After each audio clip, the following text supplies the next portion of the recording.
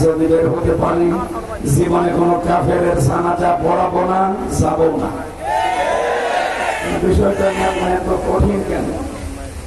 মনে মাঝে মাঝে আমার ব্যাখ্যা দিত। দেখো, কাফেরের জানাজা পড়া জেনে শুনে কি হারাম? কথা বলে না কেন? রাসূলুল্লাহকে আল্লাহ নিষেধ করেছিলেন তার চাচার জানাজা পড়তে কবরে থেকে। সূরা তাওবার 113 নম্বর আয়াতে আল্লাহ দলিল দিয়েছে। ওই কাফের খ্রিস্টান মিশনারি কাদিয়ানীরা যা করছে নীরব আন্দোলনের মাধ্যমে, আর এরা সরব আন্দোলন শুরু করে ওরা ওদের কাজকে এগিয়ে দিচ্ছে। এটা ওদেরকে থামার জন্য আহ্বান জানাচ্ছি। আমরা আছি এই ঝামেলায়, আর কি শুরু করেছে আল্লাহ জানে। এখানে কথাগুলো যেগুলো আজকে কোরআন থেকে বলা হবে, এই কথাগুলো নিয়ে আসছে। আমার দায়িত্ব সঠিকটা তুলে ধরা, আপনার দায়িত্ব হচ্ছে এই কথাগুলো সঠিকভাবে চিন্তা ভাবনা করে আমল করা। আল্লাহ একটা আমাদের প্র্যাকটিক্যাল লাইফে সেট করার তৌফিক দাও, বলেন আমিন। দরুদ আর সালাম পড়ছি, খুব তাড়াতাড়ি করছি। কণ্ঠটা আজ কয়েকদিন ধরে বসে গেছে। খালাকাল ইনসান আল্লামাহুল বায়ান। আল্লাহ বলেন মানুষ বানিয়েছে আমি, আর কথা বলা শিখিয়েছি আমি। আমার আগে যিনি কথা বলছিলেন যে আল্লাহ আমাদেরকে কুকুর, শ্রীগাল, হাঁস, মুরগি সমস্ত সৃষ্টি না বানিয়ে আশরাফুল মাখলুকাত বানিয়েছে। খালাকাল ইনসান, মানুষ বানিয়েছে কে? আল্লাহ। আল্লামাহুল বায়ান, মানুষকে কথা বলা শিখিয়েছে কে?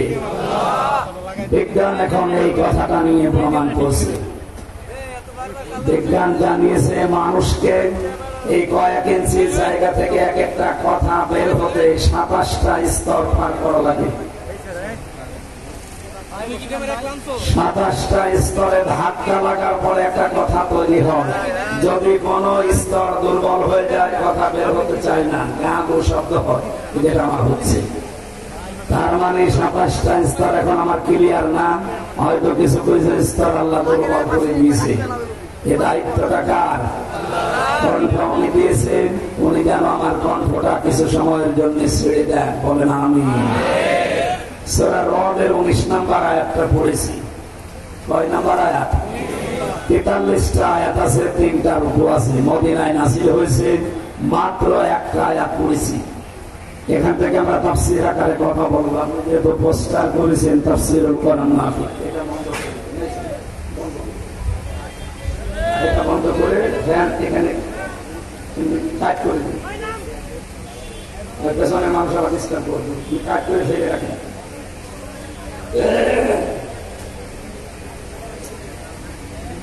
আমার ভাইরা, কোরআনে কারীম থেকে কথা শুনতে হলে আমি এর আগে বহু তাফসীর মাহফিলে বলেছি 5টা বিষয় খেয়াল করা লাগে। কয়টা? 5টা। এটা যেহেতু ওয়াজ মাহফিল না, মিসালে সওয়াব না, মিলাদ মাহফিল না, ওরস শরীফ না, নওরস শরীফ না, ফরসুরস শরীফ না, এটা তাফসীর মাহফিল। আর তাফসীর করেন সরাসরি রাসূলুল্লাহ। রাসূলুল্লাহ এখন নেই, ওই দায়িত্ব এখন রাসূলের ওয়ারিসদের। মেম্বারটা অনেক দামি জায়গা, এটা বড় আমানত। এই আমানতটা যদিও আজ অনেকে উল্টা পাল্টা করে নাচানাচি করে নষ্ট করে ফেলেছে, আমরা এটা নষ্ট হতে দিতে চাই না। যতটুকু পারি হক আদায় করে এখান থেকে কথাগুলো ডেলিভারি দিতে চাই ইনশাআল্লাহ। কণ্ঠটা আল্লাহ তোমার কাছে আমি ভিক্ষা চাচ্ছি, একটু ছেড়ে দাও, জবান করে পড়ে আউযু বিল্লাহি মিনাশ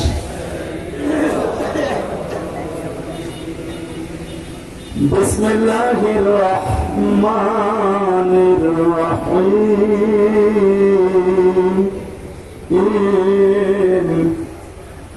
আফামান ইয়ালামু আন্নামা উনজিলা ইলাইকা মির রাব্বিকাল হক কামান হুয়া আ'মা ইন্নামা ইয়াতাযাক্কারু উলুল আলবাব।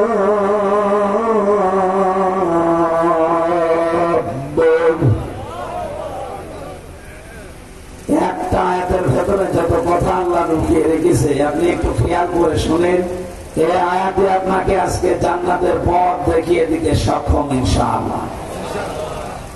আল্লাহ পাক বলেন, হে নবী, আপনার প্রভু আপনার উপরে যেটা নাযিল করেছে, যারা এটা বিশ্বাস করে আর যারা বিশ্বাস করে না, এর প্রতি অন্ধ আচরণ করে, তারা কি কখনো সমান হতে পারে? শুধুমাত্র বুদ্ধিমান যারা, এই মানুষগুলো আল্লাহর উপদেশ গ্রহণ করে থাকে।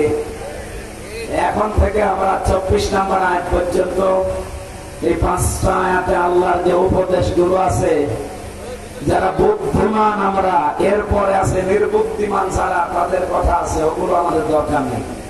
আমরা বুদ্ধিমান হতে চাই আল্লাহর ভাষায়। কি হতে চাই? আল্লাহর কোরআন থেকে এই 5 আয়াতের তাফসীর শোনার মাধ্যমে আমরা যেন বুদ্ধিমান হয়ে মজা থেকে বিদায় নিতে পারি, বলেন আমিন। বুদ্ধিমান কারা? বেশি দিন ক্ষমতায় আছে যারা, বিভিন্ন কায়দা করে তারা, টাকা পয়সার মালিক যারা, বৈধ অবৈধ দেখা দেখি নেই তারা, বলেন। এরা তো বুদ্ধিমান নয়, এদের জন্য ভয়ঙ্কর কথা কোরআনে কারিমে সূরা মাআরিজের 19 নম্বর আয়াতে আল্লাহ দিয়েছে। আল্লাহ রাব্বুল আলামিন বলেন, কাল্লা ইন্নাহা লাযা, কখনোই না, অবশ্যই তাকে আমি লাযা নামক জাহান্নামের দরজা দিয়ে প্রবেশ করাবো। নাযাআতান লিশ-শাওয়া, যে ঘরে প্রবেশ করার সঙ্গে সঙ্গে চামড়া খুশিয়ে চলে যাবে। গাজীপুরবাসী, আপনাদের জেলায় সম্ভবত 5টা কারাগার সরকার বানিয়েছে। সরকারি একটা আপনাদের জেলায়, আর ওখানে কেন্দ্রীয় 4টা। এখানে শাস্তির ব্যবস্থা আছে বিভিন্ন অপরাধের জন্য। ভেতরে আমরা দেখেছি এমন কোন ঘর আমি পাইনি এই 4টা কারাগারে যেখানে গেলেই মানুষের চামড়া খুশি চাই না, নেই। রিমান্ডে 10 দিন ছিলাম, ওখানেও আমি এমন এমন ভয়ঙ্কর জায়গায় আমাকে নিয়েছে, মাটির নিচে ঘরে গেলেই চামড়া খুশি চাই, এমন জায়গা আমি পাইনি। হ্যাঁ, নক তুলে এগুলো আমি জিনিসপত্র দেখেছি, মেশিন পত্র, যে এগুলো দিয়ে আমরা নক, আপনার না, আপনাকে আমরা দেখাচ্ছি। এগুলো তুলে তাদের যারা অস্ত্র মামলায় ধরা পড়ে, যারা মার্ডার মামলা, তাদের আমরা এগুলো তুলে দিই। তার মানে আমাকে জিনিসপত্র দেখিয়ে যেটা বলতে বলবে, ওইটার জন্য আমি বলি। 10 দিন আর দিকে 3 বছর ফিরায়, সব মিলে বলেন আমার চামড়া কোন জায়গা থেকে খুশিছে? বলেন না কেন? আল্লাহর বাণী কি শুনলেন? নাযাআতান লিশ-শাওয়া, শুধু শোনা পর্যন্ত শেষ। এটা বাস্তবে নিয়ে যান তো কত কঠিন বিষয়টা। বাংলাদেশ না, এশিয়া মহাদেশের ভেতরে সবচাইতে বড় কঠিন এবং ভয়ঙ্কর জেলখানার নাম এই কাশিমপুরের হাই সিকিউরিটি 4 নাম্বারটা। এর ভেতরে শতাব্দী বিল্ডিং আছে, সবচাইতে বড় মারাত্মক জায়গা এটা। 24 ঘন্টা তালা লাগিয়ে রাখা। এত কঠিন জায়গায় থাকার পরও আমাদের চামড়া ওঠে না। খাবার দাবার সমস্যা ছিল, ঠিক আছে। এবার বলেন, আল্লাহ যে বর্ণনা দিলেন, যে ঘরের কথা বললেন, কিভাবে আল্লাহ বানিয়েছেন যে সেখানে গেলে আগে চামড়া খুশি চায়? তার মানে ওখানে এরকম মেশিন পত্র লাগানো আছে। কথা বলেন, এই ভয়ঙ্কর জায়গায় আল্লাহ প্রবেশ করাবেন তাদেরকে। 2টা গুণ যাদের ভেতরে দুনিয়াতে পাওয়া যাবে, তাদেরকে আল্লাহ ওই দরজা দিয়ে প্রবেশ করাবে, জাহান্নামের লাযা। এই দরজার নাম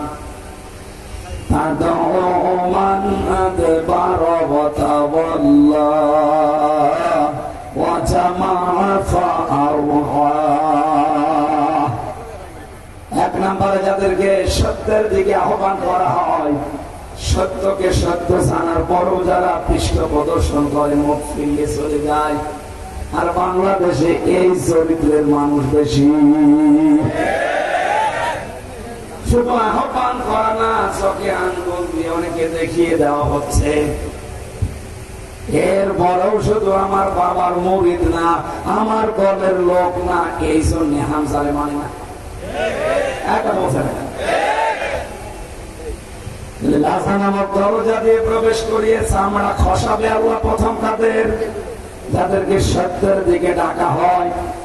এটা জানার পরও যে মানুষগুলো মুখ ফিরিয়ে পৃষ্ঠ প্রদর্শন করে অহংকার করে চলে যায়। আপনি দেখেন এখানেও চরিত্রের মানুষ আছে। দ্বিতীয় নম্বরে যারা জমা করে মাল সম্পদ, আর এগুলো কি করে সংরক্ষণ করা যায় সে লাইন খোঁজে। দেশে সংরক্ষণের নিরাপত্তা পাচ্ছে না, এই জন্য বেগম পাড়া বানাচ্ছে। বেশি বলে ফেলবেন না, বেশি বলেন, অল্প হয়েছে। সুতরাং যারা মাল জমা করছেন, এখন মাল মানে অনেকে মনে করে মাল মানে যেটা মরে গেছে আবল মাল, গত টার্মে যেটা ছিল জমা করতে থাকে, সংরক্ষণ করার চেষ্টা চালায়, কি করে এগুলো স্থায়ী করা যায় এই ধান্দায় থাকে। তাদেরকে লাসা নামক দরজা দিয়ে আল্লাহ প্রবেশ করিয়ে আগে চামড়া খসাবে। দেখি তো মালের অর্থ কয়টা, কালকে বলবেন। এতগুলো ছাত্র জবাব দেন কয়টা? মালের এক নম্বর অর্থটা বাদ দেই। মালের প্রথম অর্থ হচ্ছে চেয়ার। এই চেয়ার না, ক্ষমতা চেয়ার। কারণ এই চেয়ারে তো কোনো ক্ষমতা নেই।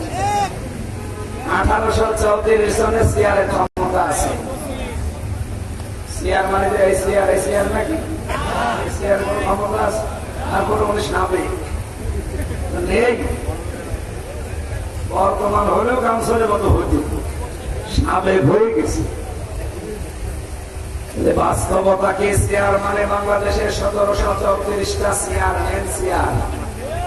প্রধানমন্ত্রী শেখ হাসিনা থেকে শুরু করে এলাকার উপজেলা চেয়ারম্যান পর্যন্ত যারা আছে, এই 1734টা চেয়ার, এগুলো মাল। এগুলো কি? এগুলো যারা সংরক্ষণ করা, জমা করা, আর কি করে স্থায়ী করা যায় চিন্তা ভাবনায় আছে। মনে হয় বেশি ভেতরে চলে যাচ্ছে, একটু উপর দিয়ে যায়, ঝামেলায় আছে, আরো নিচে দিয়ে যদি বলছি। দ্বিতীয় নম্বরে মাল মানে প্রভাব প্রতিপত্তি। 3 নম্বরে মাল মানে টাকা পয়সা, অর্থ সম্পদ। 4 নম্বরে মাল মানে অস্ত্র শস্ত্র। 5 নম্বরে মাল মানে নেককার স্ত্রী। কয়টা জিনিস বললাম? ব্যাখ্যা করতে গেলে আপনারা উল্টা দিকে নিয়ে যাবেন। এমনি আমি যা বলি ওটা খালি উল্টা বোঝে না। আমার যে মামলা দিয়েছিল ওটা নাকি এখানে এখনো আছে। এই গত হাজিরায় ওরা নিয়ে এসেছিল। এর আগে একবার দেখেছিলাম ছেলের ভেতরে, আর এই হাজিরা জিজ্ঞাসা করে যে তুমি জেলখানার ভেতরে তো এমনি না, কোথায় এসে সিরাজগঞ্জ থেকে এটা ভাঙা কাশি নিয়ে এসেছে? সংসদ কাছে দিয়ে ভাঙা যায়? কোরআনে কারিমের সূরা হদের এই জায়গায় আল্লাহ জানিলেন, হে নবী, আমি আপনার প্রতি যে কোরআন নাযিল করলাম, যারা এটাকে বিশ্বাস করবে দুনিয়ায়, আর যারা এর প্রতি অবিশ্বাস, মাই থ্রেট, হে নবী কোরআন দিয়ে এই বুদ্ধিমান মানুষগুলোকে সুসংবাদ দেন, সতর্ক করেন।